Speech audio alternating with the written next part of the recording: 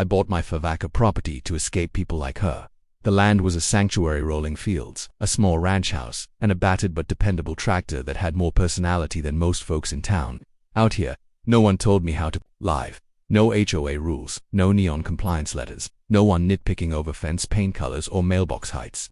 I'd made certain of that before buying. My land was its own parcel, carved out long before Maple Ridge subdivision sprouted its manicured tyranny next door. But some people can't stand leaving others alone. Her name was Karen Evans. President of Maple Ridge HOA, queen of the cul-de-sac, warden of a neighborhood where lawn stripes were measured with a ruler and flower beds faced sanction for color clashes. The first time I met her, she didn't introduce herself. She announced her demands. It was a Tuesday morning when she marched up my gravel driveway, clipboard in hand, sunglasses perched like a battle visor. Her smile was stretched thin, like a taut wire ready to snap. "Mr. Parker," she began, without a hint of question in her tone, "it's time we formalize your membership with Maple Ridge HOA. We're expanding jurisdiction to include properties, like yours, that impact our community's aesthetic." I set down my wrench, wiping grease off my hands with a rag. "Properties like mine," I echoed, amused. "Karen, my land isn't in your HOA. It never has been. It never will be." Her smile tightened. "Well, that's the problem, isn't it? You're a visual disruption to our harmony. We're finalizing annexation paperwork. You'll be expected to comply with HOA standards, dues, regulations, the whole package." I nearly laughed. The audacity wasn't surprising. It was textbook HOA Karen, but this wasn't a friendly suggestion. Her tone carried the weight of an ultimatum. "Let me guess," I said, tossing the rag over my shoulder. "If I don't join, you'll fine me for maybe send a tow truck for my tractor next." Karen's lips curled upward, but her eyes remained cold.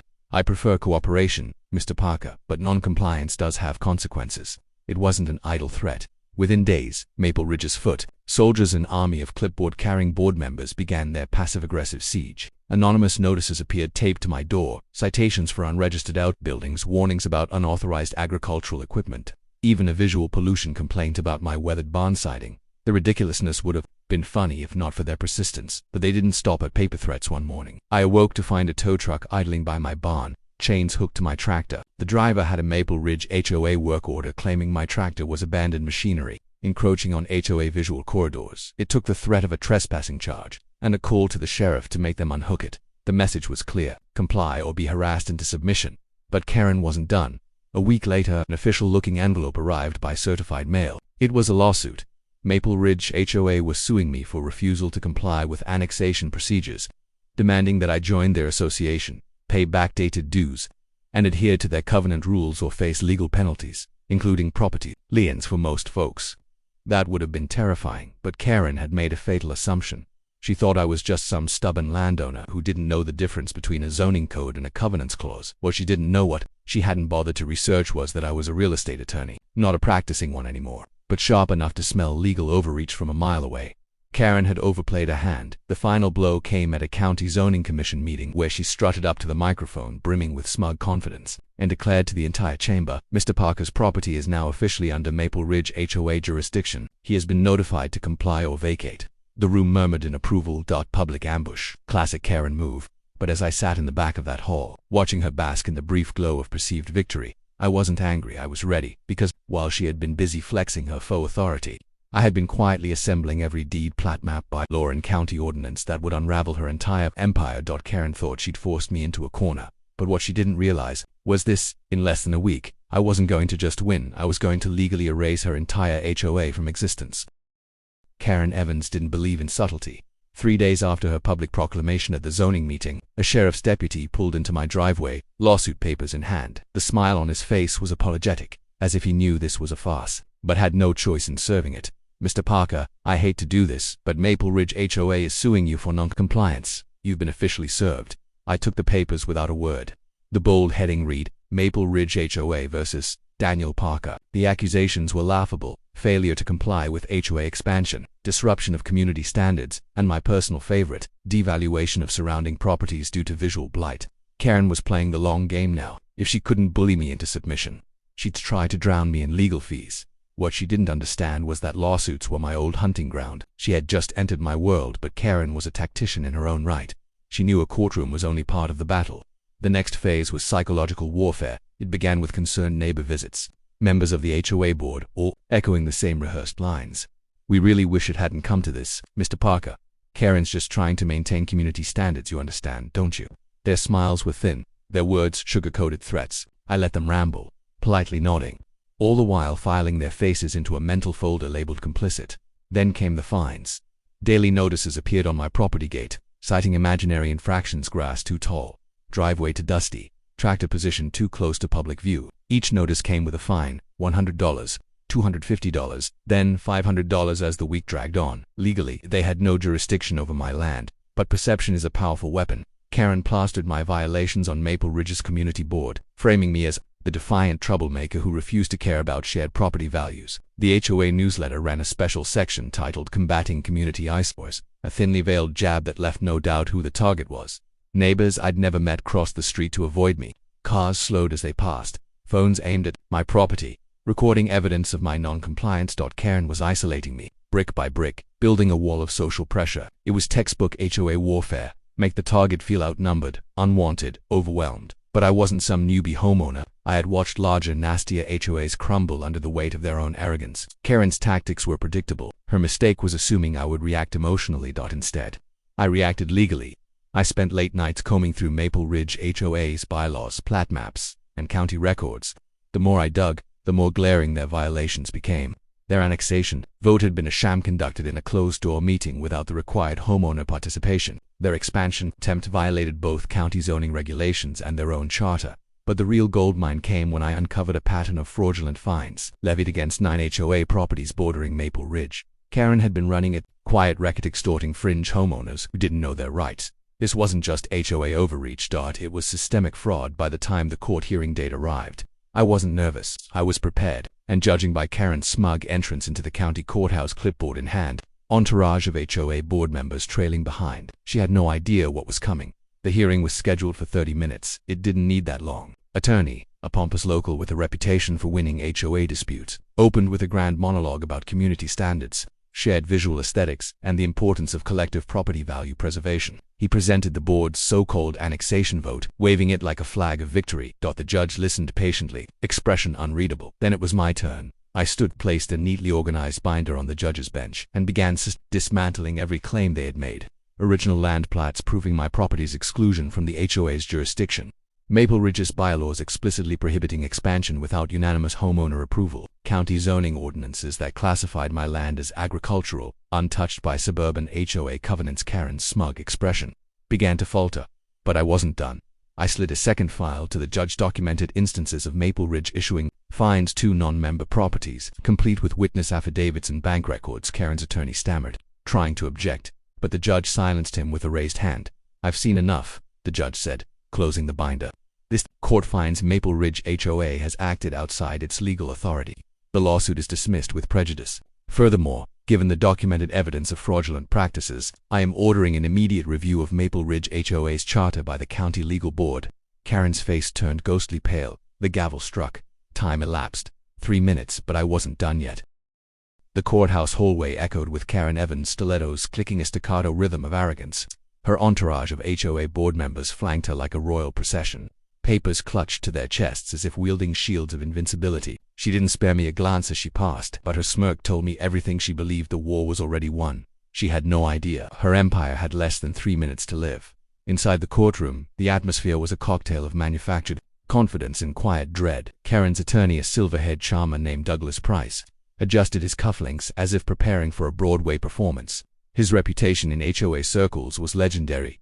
He bulldozed homeowners into submission with charm-laced legal jargon and a condescending smile. But today, charm wouldn't be enough. Judge Monroe, a veteran of small-town politics, presided over the bench with a nonsense gaze. She didn't suffer fools or grandstanding attorneys. Price rose dramatically. "Your Honor, this case is straightforward. The Maple Ridge Homeowners Association, acting in the best interests of its community, extended its jurisdiction to include Mr. Parker's property to preserve neighborhood standards. His refusal undermines collective property values and sets a dangerous precedent of non-compliance." Karen nodded solemnly, as if this were a matter of civic duty rather than personal vendetta. Price continued, "We request the court enforce annexation, compel compliance, and authorize penalties for prolonged defiance." The judge scribbled something, then looked my way. "Mr. Parker," I stood slowly, my movements deliberate, measured. "I wasn't here to perform. I was here to dismantle. Your Honor, the plaintiff's claims rest on the assumption that Maple Ridge HOA possesses legal authority to annex properties beyond its original charter. They do not. Exhibit A. I handed a folder to the clerk, who passed it up to the bench. Is the recorded plat map from 1978, clearly delineating the HOA's boundaries. My property has never been within those lines. The judge examined the document, her expression unchanged. I continued. Exhibit B consists of Maple Ridge HOA's bylaws, specifically Section 4.3, which mandates a unanimous vote from existing members and formal approval from the county zoning board before any expansion of jurisdiction can occur. Both requirements were ignored. Karen's composure began to crack, her lips pressing into a thin, bloodless line. But I wasn't finished. Exhibit C documented instances of Maple Ridge issuing fines and demands to non-member properties. Over the past 2 years, accompanying these are affidavits from victims coerced into paying illegitimate fees under threat of property liens. Price's polished demeanor faltered. Objection, Your Honor. These claims. The judge cut him off. Sit down, Mr. Price. He obeyed. The room was silent, save for the soft flipping of pages as the judge reviewed the files. Seconds passed like hours.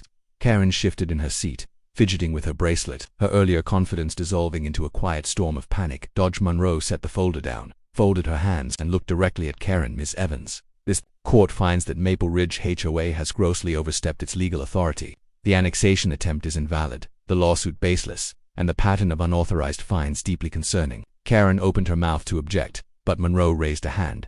The courtroom air thickened. Effective immediately, this case is dismissed with prejudice.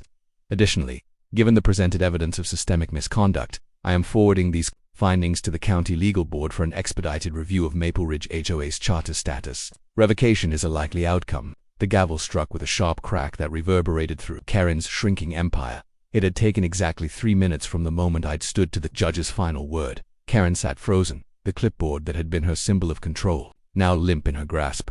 Her entourage avoided eye contact, the collective realization dawning they hadn't just lost a lawsuit, they had dismantled their own foundation. I gathered my papers quietly, the weight of victory not as satisfying as the silence that followed. Karen's downfall wasn't a dramatic collapse. It was a quiet implosion. Her power wasn't ripped from her hands. It simply ceased to exist.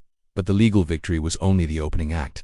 Outside that courtroom, a larger reckoning awaited, the kind that wouldn't just dissolve an HOA but would expose schemes to every homeowner she had ever bullied, and I was going to make sure her fall was as public as her rise. Karen Evans wasn't the kind of person who faded quietly. The courthouse had stripped her of her legal ammunition, but in her mind, perception was still a battlefield she could win. Within hours of losing the case, she took to Maple Ridge's community message board, spinning her version of events: HOA expansion halted by technicality, community aesthetics still at risk. But no amount of spin could mask the truth for long. The county legal board moved with uncommon speed. Within a week, Maple Ridge HOA's charter was officially revoked. The ruling was unceremonious: a cold, bureaucratic letter stating that due to egregious and repeated violations of governance statutes, the HOA was dissolved. Effective immediately, the HOA was dead, and Karen Evans became a ghost haunting the ruins. But I wasn't satisfied with a quiet victory. Karen's reign had lasted years, marked by extortion, humiliation, and intimidation. People had been too afraid or too uninformed to fight back. They deserved to see exactly how fragile her power had always been, so I gave them a front row seat. I hosted a community gathering on my property. No formal invitations, just a sign at my driveway entrance that read, HOA free celebration. Everyone welcome, even Karen. Word spread faster than wildfire in a dry summer. Dozens showed up. Some were cautious, lingering at the edges as if expecting Karen to burst in, clipboard swinging. Others approached me directly, thanking me with handshakes that lasted a little too long, as if transferring years of silent gratitude. I wasn't their hero. I was just the first one who said no and knew how to make it stick. Karen, unsurprisingly, did not attend, but her absence was its own spectacle. As neighbors swapped stories, fines for garden gnomes, threats over mailbox colors, a particularly absurd sanction against wind chimes, it became clear how much resentment had been festering beneath Maple Ridge's perfect lawns for years. Karen had ruled through isolation. She'd made everyone feel alone in their battles, convinced that compliance was the path of least resistance. But with the HOA gone, those invisible walls crumbled and the stories began to flow. Mrs. Donnelly, a widow who had paid noise violation fines for her wind chimes, the Thompsons fined for a non-regulation birdbath gifted to them by their grandchildren. Even Jim Waters, a retired firefighter, shared how Karen had demanded he repaint his house 3 times in 1 year because the shade of beige was too aggressive. Each story was a brick in the monument to Karen's fall. But I had one more move to play. Using my legal background, I assisted several residents in filing small claims lawsuits against Karen and her former board members for restitution of fraudulent fines. While the HOA no longer existed, individuals could still be held accountable for personal actions taken under the guise of authority. It wasn't about vengeance, it was about justice. Karen's home, once the centerpiece of Maple Ridge's self-proclaimed perfection, became a fortress of closed blinds and unanswered doors. She'd lost her title, her leverage, and soon, her savings. But me, I gained something far more valuable than a legal win. Community. For the first time since moving onto my land, neighbors dropped by without ulterior motives. They offered help with repairs, invited me for coffee, even started organizing events without HOA oversight. Maple Ridge had been freed from its own imposed chains, and people were eager to reclaim what they'd lost. A few weeks later, I installed a new sign at the entrance to my property: Parker Ranch, private property, free from HOA tyranny. It wasn't meant as a gloat. It was a reminder: authority is only as strong as the people who submit to it. The moment someone stands up and says, "No more," the entire illusion begins to fracture. Karen's downfall wasn't dramatic. There were no arrests, no televised scandals. It was a quiet erosion, a slow but relentless dismantling of her self-constructed empire. And in many ways, that was the harsher punishment: watching her influence evaporate, powerless to stop it. But perhaps the most poetic part of it all was this: the woman who once measured lawn heights with a ruler was now trapped behind overgrown hedges, watching a neighborhood thrive without her. And as I sat on my porch, coffee in hand, watching kids race their bikes past the old HOA sign, now rusted, now irrelevant, I knew one thing for certain: you can sue a man for his land, but you can't beat him on it.